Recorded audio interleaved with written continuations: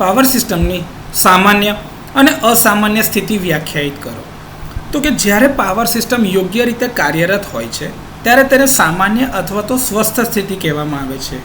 કારણ કે એ વખતે જ્યારે બધા ઉપકરણો જે છે, જેટલા બી સાધનો ઇલેક્ટ્રિકલમાં લાગેલા છે, એ બધા યોગ્ય રીતે કામ કરી રહ્યા છે અને એ ટાઈમે અથવા તો એ સમયના વિદ્યુત પરિમાણો એટલે કે એના જે પેરામીટર્સ છે ઇલેક્ટ્રિકલ સાઇડના, જેમ કે વોલ્ટેજ છે, current, resistance, reactance, impedance, current, flux, frequency, આ બધા બેલેન્સ કન્ડિશનમાં હોય છે, એટલે કે સંતુલિત કન્ડિશનમાં, અને એની જે સ્પેસિફાઈડ લિમિટ આપી હોય એક નિર્ધારિત ટોલરન્સની મર્યાદા એના કરતાં નીચે હોય છે. તેથી તેને સામાન્ય અથવા તો સ્વસ્થ સ્થિતિ કહેવામાં આવે છે.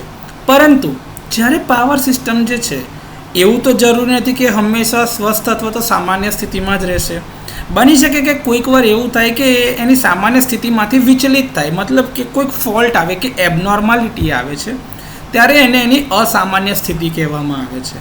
એટલે કે જેના વિદ્યુત પરિમાણો છે, એટલે જેમ કે આ વોલ્ટેજ, કરંટ, રેઝિસ્ટન્સ, રિએક્ટન્સ, આ બધી ઇલેક્ટ્રિકલ ક્વોન્ટિટી જે છે એની વેલ્યુ અથવા તો એનું જે માપ હોય એના ટોલરન્સ લિમિટની બહાર જતા રહેતા હોય, તો આ પરિસ્થિતિમાં પાવર સિસ્ટમ સામાન્ય સ્થિતિમાં રહેતી નથી.